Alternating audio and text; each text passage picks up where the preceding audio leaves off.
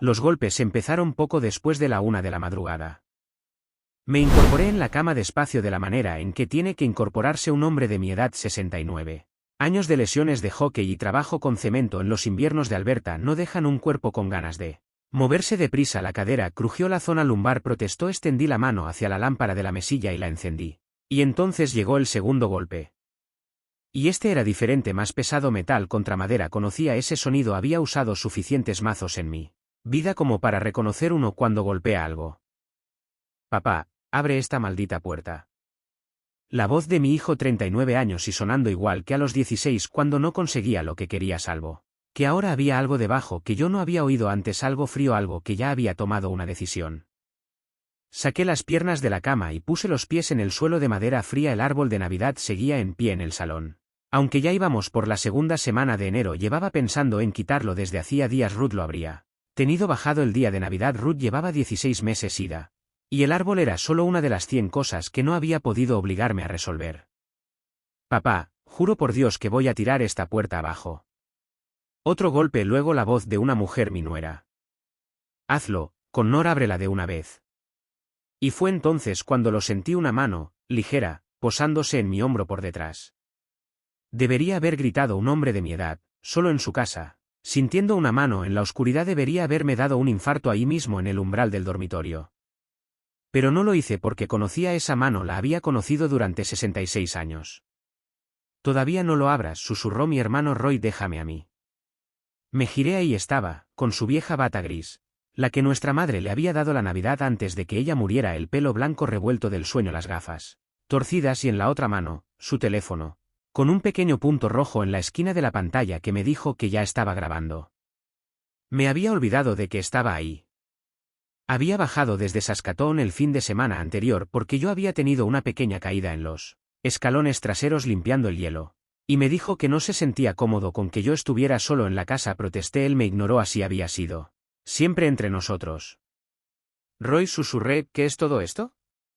Es, dijo en voz baja, lo que llevamos esperando unos cuantos meses. Hizo una pausa. Abre la puerta. Hugh, ábrela despacio y no digas nada, déjalos hablar, que sean ellos los que lo digan todo. Los golpes llegaron otra vez. La madera alrededor del pestillo había empezado a astillarse. Lo vi desde donde estaba. Mi hijo había traído un mazo a mi casa. Mi hijo, el chico al que yo había enseñado a patinar en el estanque detrás de la granja de mis padres, el chico al que yo había pagado la carrera de ingeniería en la Universidad de Alberta, el chico al que yo había dado el enganche cuando él y su esposa compraron su primera casa en Airdrie.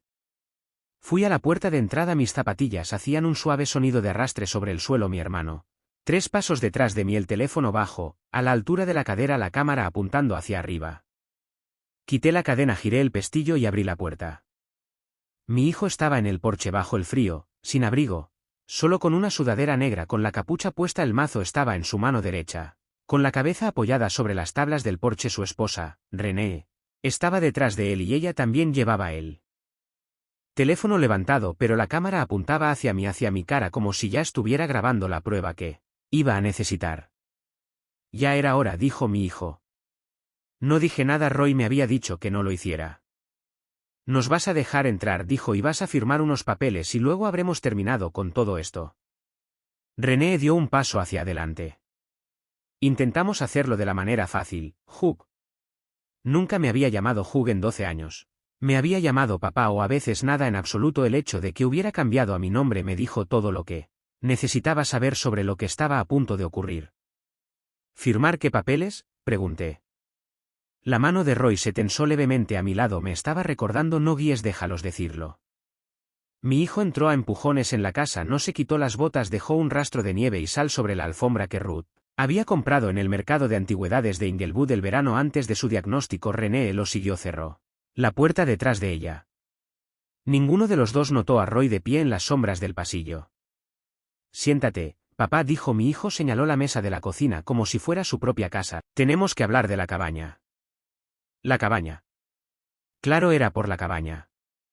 1200 pies cuadrados a orillas del lago Pillen, 2 horas al norte de donde estábamos sentados. Mi padre la había construido con sus propias manos en 1963, sacando troncos de cedro del bosque en la caja de una vieja camioneta Ford. Yo había pasado cada verano de mi infancia y mis propios hijos habían pasado cada verano de la suya. Había marcas de lápiz en el marco de la puerta del dormitorio trasero que medían la altura de mi hijo y mi hija cada julio, desde los 3 años.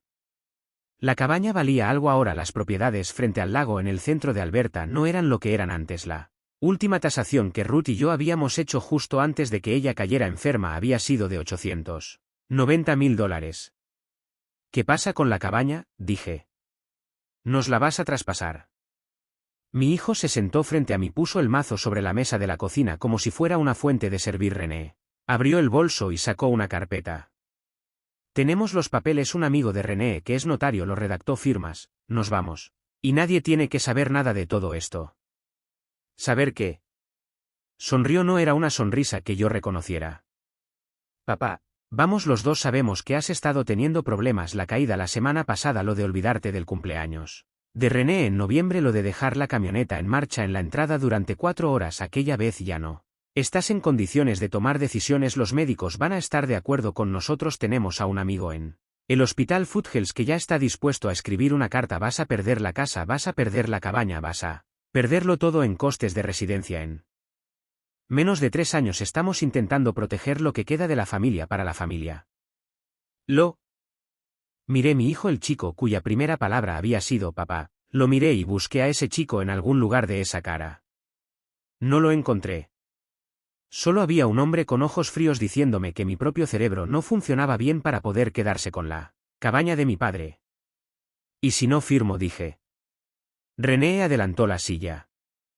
Entonces el lunes presentamos la solicitud de tutela. Ya hemos hablado con un abogado en Edmonton. ¿Estás seguro de que tenemos los argumentos? Tenemos el historial médico, tenemos las declaraciones de los vecinos sobre la camioneta, lo tenemos todo, y una vez que seamos tus tutores, tomamos todas las decisiones. De todas formas, la casa, la cabaña, tus ahorros, la pensión del sindicato, todo pasa a administrarse a través de nosotros. Solo lleva más tiempo y cuesta más en honorarios legales, honorarios que salen de tu patrimonio, lo que significa que queda menos para todos al final, incluyéndonos a nosotros, así que preferimos hacerlo de la manera fácil. La manera fácil, dije. La manera fácil, repitió mi hijo. Me sentí muy viejo en ese momento, más viejo de lo que me había sentido nunca. Mi esposa llevaba 16 meses muerta y mi hijo estaba sentado a su mesa de cocina a la 1 de la madrugada con un mazo, diciéndome que estaba demasiado senil para saber lo que hacía, mientras su mujer grababa todo con el teléfono. Quería llorar, no lo voy a negar. Hay un tipo particular de dolor que siente un hombre cuando se da cuenta de que el hijo que crió se ha convertido en un desconocido que lleva la cara de su hijo. Pero no lloré. Porque en ese momento Roy salió del pasillo. Mi hermano entró en la cocina con el teléfono levantado frente a él. El punto rojo seguía encendido y en su cara había una sonrisa pequeña que yo había visto exactamente 3 veces en mi vida. Una vez cuando nuestro padre finalmente le pidió perdón a nuestra madre por algo que le había hecho en 1985. Una vez cuando el abogado de la primera exmujer de Roy intentó que él firmara la mitad de la granja en el divorcio. Y Roy puso un solo documento sobre la mesa y vio cómo la cara del abogado se ponía del color de la leche vieja. ¿Y ahora? Hola, Connor, dijo mi hermano. Hola, René. Tengo que decir que llevaba unos 5 meses esperando esta conversación. La cara de mi hijo cambió, la de su esposa también. La mujer que había llevado el teléfono levantado como un arma de repente recordó que sus manos tenían huellas dactilares. Tío Roy, dijo mi hijo, ¿qué estás? Estoy aquí quedándome con tu padre desde el jueves pasado. Hizo una pausa, tuvo una caída. Pero estoy seguro de que tú ya lo sabías, dado que estás tan preocupado por su bienestar. Roy rodeó la mesa y se puso a mi lado. No bajó el teléfono. Quiero que los dos sepan que este dispositivo ha estado grabando desde el momento en que tu padre se levantó de la cama. Audio y vídeo. También ha estado retransmitiendo en directo a una cuenta en la nube a la que tiene acceso mi propio abogado, así que aunque me lo quitéis ahora mismo y lo destrocéis con ese mazo vuestro, el archivo ya está guardado en 2 sitios, en 3, si contáis la copia de seguridad. René bajó el teléfono despacio. Vuestra prueba médica, continuó Roy, la carta de vuestro amigo del Hospital Foothills, supongo que es el diaramón. Sí. Ya me lo imaginaba. El martes tuve una pequeña charla con el Colegio de Médicos y Cirujanos de Alberta, solo una conversación informal. Les interesó mucho saber que el diaramón ha estado redactando evaluaciones de capacidad para pacientes que nunca ha examinado personalmente. Al parecer hay un procedimiento para ese tipo de denuncia. Se mueve rápido cuando hay documentación. La cara de mi hijo había tomado el color del papel. El abogado de Edmonton, siguió Roy, con la voz tan tranquila como un domingo por la mañana. El señor Pelletier de Jasper Avenue le mandó a tu padre una carta el 20 de noviembre notificándole que estaba preparando una solicitud de tutela. Es el procedimiento estándar. Tu padre me trajo esa carta, yo se la llevé a mi propio abogado en Saskatoon, que lleva 33 años especializándose en derecho de mayores. Él se la llevó a un colega de un despacho aquí. En Calgary han estado reuniendo pruebas desde entonces. ¿Qué pruebas?, susurró mi hijo. Los extractos bancarios que habéis falsificado. Para empezar, los que entregasteis al abogado mostrando gastos erráticos por parte de tu padre. Tenemos los originales del Royal Bank, no coinciden con las copias que vosotros proporcionasteis. El fraude bancario es un delito federal, por cierto, no provincial. Policía montada, no policía local. René hizo un sonido pequeño, como una tetera justo antes de silbar.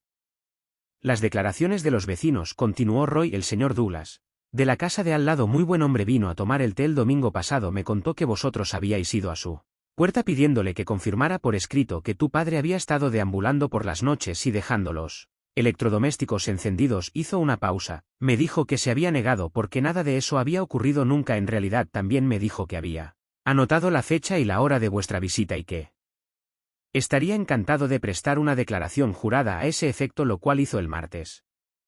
Pero entonces ocurrió algo que ni yo ni Roy habíamos planeado.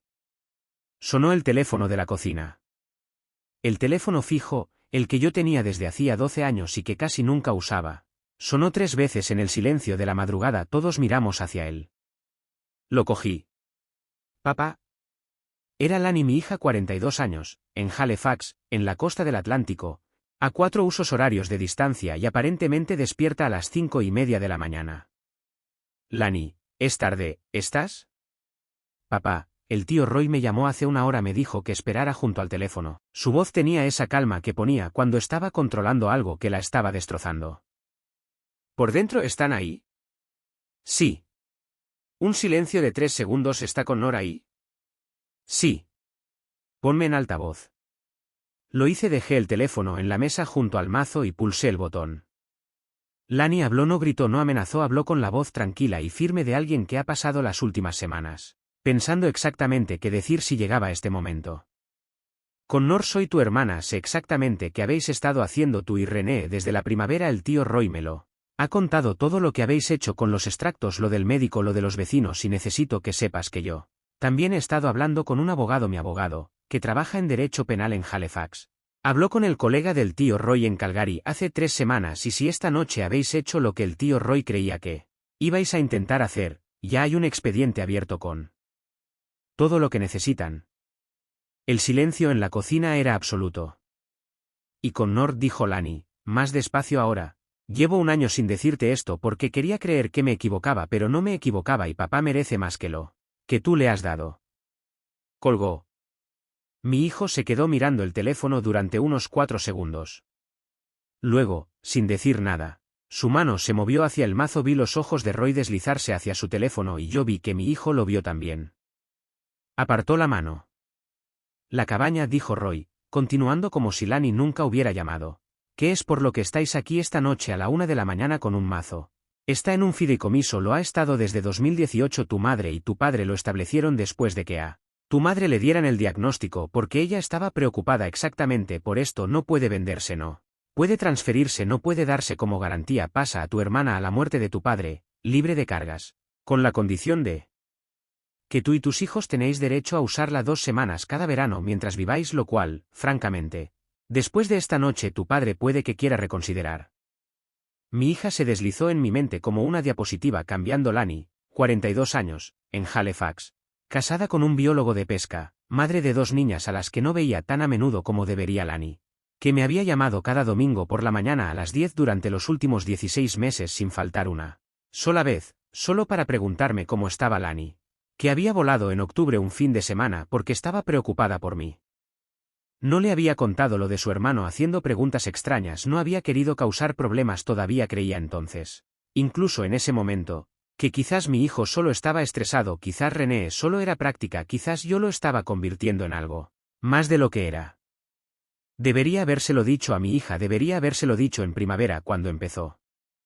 Papá. La voz de mi hijo se había quebrado, volvía a ser un niño de repente de la manera en que son niños cuando se dan cuenta de que de verdad lo han hecho, que han cruzado la línea y no hay manera de deshacerlo. Papá, por favor, no lo pretendíamos, no es, tienes que entender.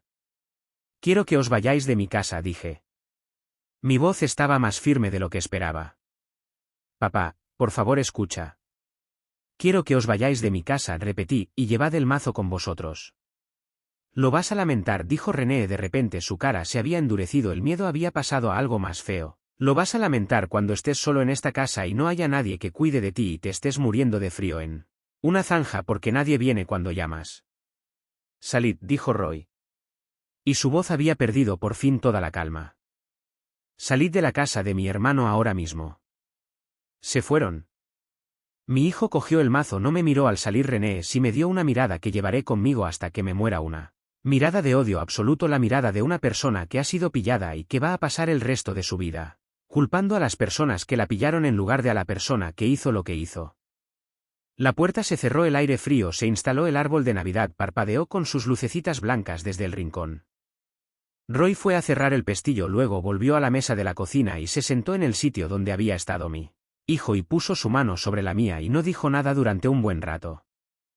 Finalmente le dije, ¿cuánto tiempo llevas sabiendo? Desde junio. ¿Junio? Ruth me llamó en mayo, la semana antes de entrar en los cuidados paliativos. Llevaba un tiempo preocupada, me dijo que con Nora había estado haciendo preguntas sobre la cabaña, sobre el testamento, sobre tus finanzas. Dijo que las preguntas tenían cierta calidad. Hizo una pausa, me hizo prometerte que si algo le pasaba, estaría pendiente de ti. Ella no te lo dijo, no quería que pasaras sus últimos días pensando en eso, quería que los pasaras con ella. Entonces lloré, no soy demasiado orgulloso para admitirlo. Me senté a mi mesa de cocina a casi las 2 de la madrugada. Y lloré por mi esposa, que había sabido lo que estaba por venir y que había pasado las últimas semanas de su vida organizando que su cuñado protegiera al marido que dejaba atrás. Lloré por mi hijo, el chico que se había convertido en lo que fuera que se había convertido. Lloré por mí mismo porque algo que ni siquiera sabía que todavía tenía me lo habían quitado esa noche y sabía que nunca lo iba a recuperar. Roy me dejó llorar, no intentó detenerme, no dijo ninguna estupidez, solo mantuvo la mano sobre la mía hasta que terminé. Los 2 meses siguientes fueron los más difíciles de mi vida e incluyo en eso los meses en que Ruth se estaba muriendo. La investigación de la policía montada avanzó más rápido de lo que nadie me había dicho que esperara. Los extractos bancarios falsificados fueron la parte más fácil, el fraude médico tardó más porque el colegio tuvo que hacer su propia revisión interna antes de que se pudieran presentar cargos contra el Dr. Armon. Pero acabaron presentándolos y, según tengo entendido, perdió su licencia y ahora vende inmuebles en algún lugar de Columbia Británica. El abogado en Edmonton, el señor Pelletier, alegó que había sido engañado sobre las pruebas médicas y los extractos bancarios y creo que probablemente era verdad, así que no se presentaron cargos contra él. Me envió una carta de disculpa que nunca respondí. Mi hijo fue acusado de fraude superior a $5,000 y de altering de documentos falsificados. Su esposa fue acusada de lo mismo, más un cargo adicional relacionado con sus declaraciones falsas al abogado. Los dos se declararon culpables. Mi hijo recibió 16 meses, René recibió 2 años menos un día. Los hijos de mi hijo, mis nietos, de 11 y 8 años, fueron a vivir con la madre de René en Red Deer. Durante ese tiempo los he visto 2 veces desde que ocurrió todo esto. Me miran como si alguien les hubiera contado cosas sobre mí. No intento corregirlos, son niños, lo resolverán solos algún día, o no lo harán. Mi hija voló desde Halifax. Al día siguiente apareció en mi puerta a las 6 de la tarde con una maleta, sus 2 niñas y su marido, y me dijo que se quedaba hasta que yo le dijera que se fuera. Se quedó 4 semanas. Quitamos el árbol de Navidad juntos. Me ayudó a ordenar la ropa de Ruth, algo con lo que todavía no había podido enfrentarme. Su hija mayor, Rosie, que tiene 9 años, durmió en mi cama a mi lado una noche porque había tenido una pesadilla y ella me había oído a través de la pared, y vino y me cogió la mano hasta que me quedé dormido otra vez. No sé qué hice para merecer a esa niña, pero le estoy agradecido cada día. Mi hermano Roy se quedó otro mes después de que Lani se fuera. Se había jubilado el año anterior y su esposa había muerto en 2020, así que no había nada que lo llamara de vuelta a Saskatoon. Cocinó, limpió la entrada con la pala, me llevó a mis citas, se sentó conmigo por las noches mientras veíamos a los Flames perder, lo que hicieron con admirable consistencia ese invierno. En marzo, cuando la nieve empezó a irse, hizo las maletas y se dirigió a casa. Le pedí que se quedara, le habría pedido que viviera conmigo. Dijo que no. Dijo que un hombre de mi edad tiene que averiguar quién es por su cuenta, y que yo lo había estado haciendo mal apoyándome en Ruth durante 44 años y luego apoyándome en él. Duelo durante 16 meses y que ahora era el momento de sostenerme solo. Tenía razón, siempre tenía razón, era lo más irritante de él. Cambié el testamento esa primavera. Lani recibe la casa y la cabaña, con la misma condición sobre los hijos de su hermano teniéndola disponible, pero solo después de que su padre haya cumplido su pena y haya demostrado por escrito que entiende lo que hizo y por que estuvo mal. No me hago muchas ilusiones, pero tampoco estoy cerrando la puerta del todo. Son mis nietos. Ruth habría querido que algún tipo de puerta quedara abierta para ellos. Vendí la camioneta, no la necesitaba, me compré un Subaru pequeño del que puedo entrar y salir sin que la cadera se me bloquee. Me apunté a un club de curling, jugaba en mis 20 y lo dejé, había olvidado cuánto me gustaba. Hay un hombre ahí, llamado Owen, un maestro jubilado que se ha convertido en algo parecido a un amigo, que no es una palabra que uso a la ligera. A mi edad tomamos café los miércoles por la mañana, no hablamos de lo que pasó, él lo sabe, todo el mundo en el club lo sabe, no preguntan. Rosie me llama por videollamada los domingos, su hermana a veces se une, me enseñan sus dibujos, me cuentan cosas del colegio. Rosie me preguntó el mes pasado por qué sus primos ya no vienen, le dije que sus primos estaban pasando por cosas difíciles con sus padres y que cuando estuvieran listos nos veríamos de nuevo. Dijo que le parecía bien, tiene 9 años, es mejor persona que lo que yo seré nunca. Pienso en esa noche, a veces los golpes en la puerta, el mazo sobre la mesa de la cocina, la mirada en los ojos de mi hijo cuando me dijo que me estaba apagando. Pienso en lo fácil que habría podido ir de otra manera si Roy no hubiera bajado el fin de semana anterior, si Ruth no le hubiera llamado en mayo, si ella no hubiera visto lo que se venía cuando yo estaba demasiado cerca para verlo. Un hombre construye una vida, la construye despacio, ladrillo a ladrillo, año a año, y asume, porque no puede evitarlo, que las personas con las que la construyó están construyendo a su lado. A veces no lo están, a veces una de ellas solo está esperando el momento adecuado para tomar lo que quiere. Lo que nadie te dice sobre hacerse mayor es que tu dignidad no es algo que el mundo guarde por ti, tu dignidad es algo que tienes que llevar tú mismo hasta el final, y habrá personas, a veces las que más quieres, que intentarán quitártela, a veces con palabras amables y caras preocupadas, a veces con un mazo a la 1 de la madrugada. La guardas de todas formas, la guardas porque es tuya, porque te la ganaste, porque nadie más tiene voto en eso. Eso es lo que aprendí aquel invierno, lo que me enseñó mi hermano, lo que mi esposa supo antes que cualquiera de los dos. He pensado en aquella noche más veces de las que puedo contar, los golpes, el mazo sobre mi propia mesa de la cocina, la cara de un chico que yo crié, mirándome como si fuera un obstáculo que había que quitar del camino, y he llegado a creer que lo que le pasó a Connor no pasó de la noche a la mañana, fue una deriva lenta, año a año, decisión a decisión. Fue cambiando algo pequeño por algo más pequeño, y para cuando estaba en mi porche en el frío con un mazo en la mano, ya no le quedaba nada dentro que yo reconocería como mi hijo. Esa es la causa y el efecto. No se despertó un día siendo un hombre diferente, se convirtió en uno, una decisión tranquila a la vez. Creo que el carácter de una persona se construye igual que se construye una cabaña, un tronco a la vez, o los colocas rectos y verdaderos, o los dejas inclinarse, y una pared inclinada aguanta un tiempo, pero no aguanta para siempre. Connor dejó que se inclinaran los suyos, René dejó que se inclinaran los suyos, y cuando llegó la presión, toda la estructura de quienes creían que eran se desmoronó por las costuras. Eso no es mala suerte, eso es física. Lo que me salvó no fue la fuerza, tengo 69 años. Una cadera mala y una espalda peor. Lo que me salvó fue que mi esposa, cuando se estaba muriendo, usó la poca energía que le quedaba para hacer una sola llamada de teléfono a mi hermano. Esa llamada fue un acto de amor tan callado que yo ni siquiera sabía que había ocurrido, y me enseñó algo que debería haber sabido antes. La sabiduría no es ser listo, la sabiduría es ver lo que viene cuando las personas que quieres están demasiado cerca para verlo ellas mismas, y hacer la cosa pequeña y sin aspavientos que las protege de todas formas. Ruth tenía eso, Roy tenía eso, yo estoy intentando aprenderlo.